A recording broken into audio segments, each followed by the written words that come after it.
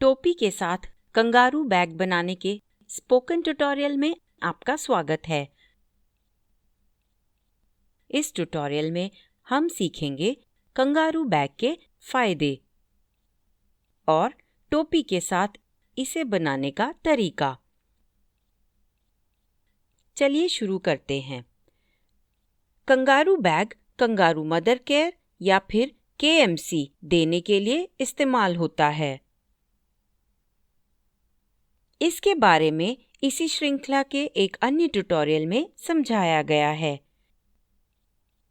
Kangaroo bag से माँ के लिए KMC आसान हो जाता है। माएँ प्राकृतिक तरीके से शिशु के शरीर का तापमान बरकरार रख सकती हैं। ऐसा माँ के स्तनों के बीच के रक्त संचार के बदलाव से हो पाता है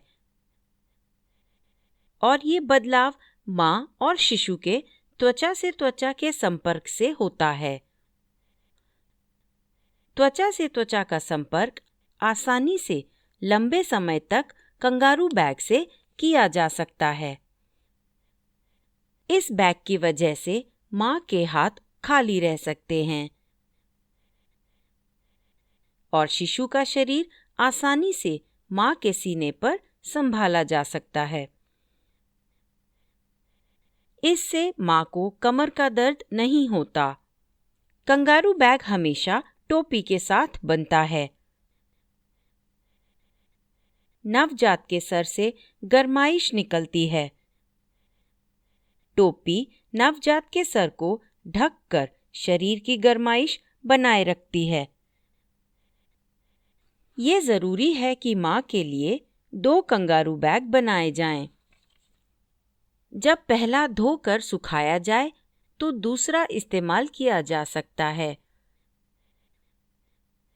2 बैग बनाने के लिए चाहिए 1.5 मीटर मुलायम फ्लैनल कपड़ा, कैंची, सिलाई मशीन, चॉक या पेन और इंच टेप।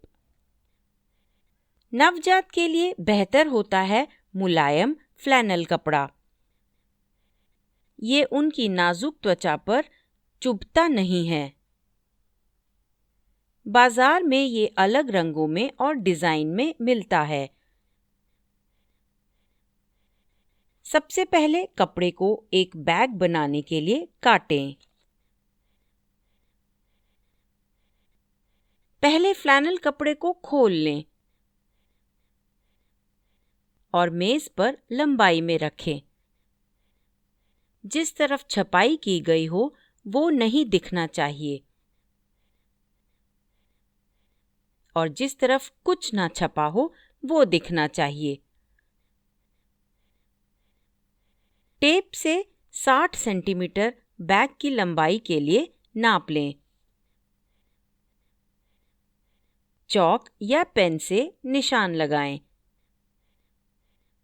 चौड़ाई के लिए 30 सेंटीमीटर नापें। चॉक या पेन से फिर निशान लगाएं। कैंची से निशान लगाई हुई लाइन को काटें। अब 60 सेंटीमीटर बाई 30 सेंटीमीटर का कपड़ा कट कर तैयार है। अब पैर डालने वाली थैली के लिए कपड़ा काटें। कपड़े के निचले किनारे के 1 सेंटीमीटर को आधा मोड़ें। ये सिलाई के लिए चाहिए होगा। फिर कपड़े को 15 सेंटीमीटर आधा मोड़ें पैर डालने के थैली की लंबाई के लिए। मोड़ने के बाद 15 सेंटीमीटर नापें। अगला पैरों के थैली की मोरी खोलने के लिए कपड़ा काटें। 15 सेंटीमीटर की थैली के मोड़ को खोले बिना कपड़े को लंबाई में आधा मोड़ें। मोड़ने के बाद जिस तरफ कुछ ना छपा हो वो बाहर होना चाहिए। 15 सेंटीमीटर के थैली के मोड़ के ऊपरी हिस्से से 8 सेंटीमीटर की लंबाई नापें। कपड़ा जिस तरफ से खुला है उधर निशान लगाएं। कपड़ा जिस तरफ से मुड़ा हो वहां पर निचली तरफ चौड़ाई में 8 सेंटीमीटर नापें। चॉक या पेन से निशान लगाएं। अब दोनों निशान वक्र के रूप में जोड़ लें।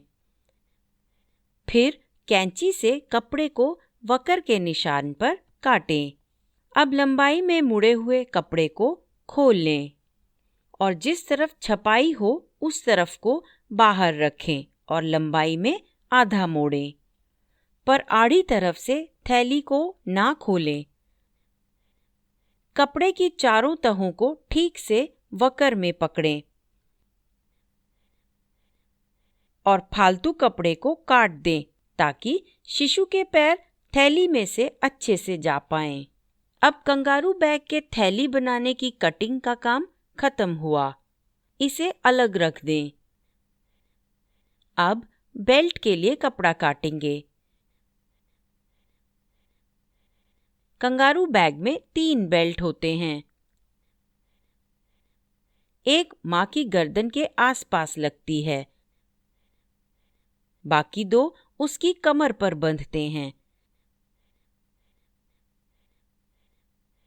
बचे हुए फ्लैनल कपड़े से बेल्ट बनाएंगे। बेल्ट की लंबाई के लिए 80 सेंटीमीटर नाप कर निशान लगाएं। चौड़ाई के लिए 6 सेंटीमीटर नाप कर निशान लगाएं। ऐसे 3 बेल्टों का कपड़ा काटें, फिर अलग रख दें। अब टोपी के लिए कपड़ा काटें।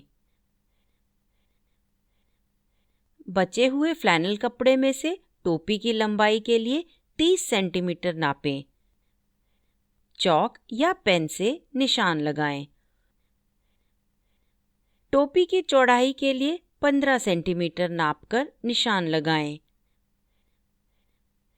फिर लगाए हुए निशान पर कैंची से कपड़े को काट लें। अब हमारे पास 30 सेंटीमीटर बाई 15 सेंटीमीटर का टोपी का कपड़ा तैयार है। अब सीखेंगे टोपी को सीलना। टोपी के कपड़े को आड़ा रखकर बीच में मोड़ें। मोड़ने के बाद जिस तरफ कुछ ना छपा हो वो बाहरी तरफ होना चाहिए। कपड़े की दोनों तहों को मोड़े गए दोनों किनारों पर सील लें। कपड़े के बाकी के 2 किनारों को भी सील लें। अब टोपी को बैग के साथ सील सकते हैं। इसे एक तरफ रख दें। अगला है तीनों बेल्टों को बैग के साथ सीलना। पहले बेल्टों को दाईं तरफ से लंबाई में 1.5 सेंटीमीटर मोड़ें। फिर बाईं तरफ से 1.5 सेंटीमीटर मोड़ें। बेल्टों को मोड़ने के बाद जिस तरफ छपाई हो वो दिखनी चाहिए। अब बेल्टों को लंबाई में बीच में से मोड़ें, पर आधे से ज़रा कम। इस मोड़ में पहले के 2 दाएं और बाएं मोड़ छिप जाने चाहिए। 3 बार मोड़ने से बेल्टें मजबूत हो जाएंगी शिशु का वजन उठाने के लिए। अब तीसरे मोड़ पर सीधी सिलाई लगाएं और मजबूती के लिए 3 बार आगे पीछे सिलें। बेल्टें अब तैयार हैं। इन्हें अलग रख दें। अब बैग की थैली सीलेंगे। देखिए, ये वो कपड़ा है जो हमने थैली के लिए काटा था। इस कपड़े को दाईं और बाईं ओर से आधे चांद के आकार में सिलें। फिर थैली के ऊपरी आधे किनारे को सिलें, पर सिलने से पहले 2 बार मोड़ लें। दूसरा मोड़ पहले वाले से बड़ा होना चाहिए। अब थैली तैयार है। अगला है बेल्टों को थैली के साथ सीलना। थैली को आड़ा मोड़ें।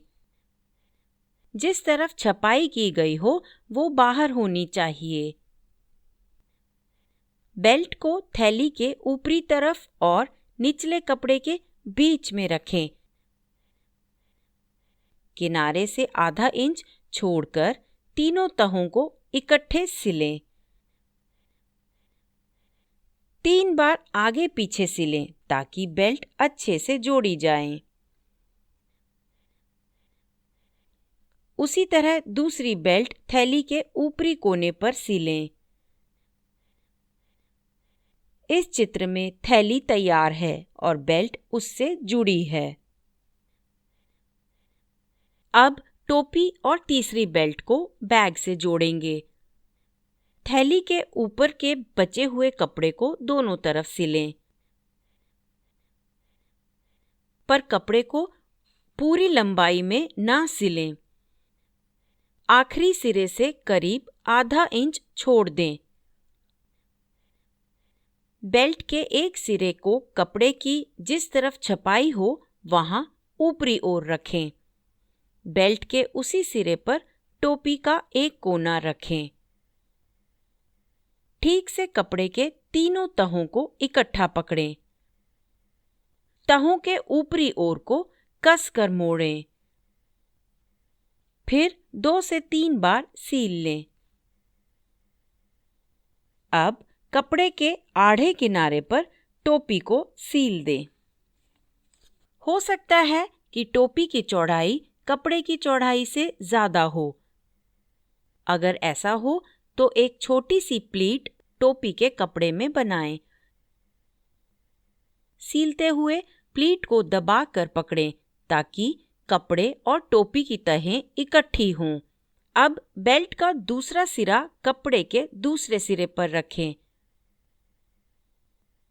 टोपी का दूसरा कोना बेल्ट के ऊपर रखें। ठीक से तीनों तहों को पकड़ें। इन तहों को ऊपरी तरफ से कसकर मोड़ लें। फिर 2 से 3 बार इकट्ठे सिलें।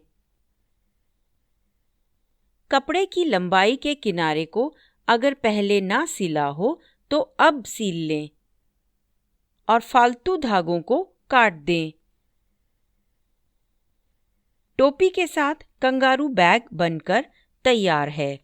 इसी के साथ ये ट्यूटोरियल यहीं समाप्त होता है। IIT बॉम्बे से मैं बेला टोनी आपसे विदा लेती हूँ। हमसे जुड़ने के लिए धन्यवाद।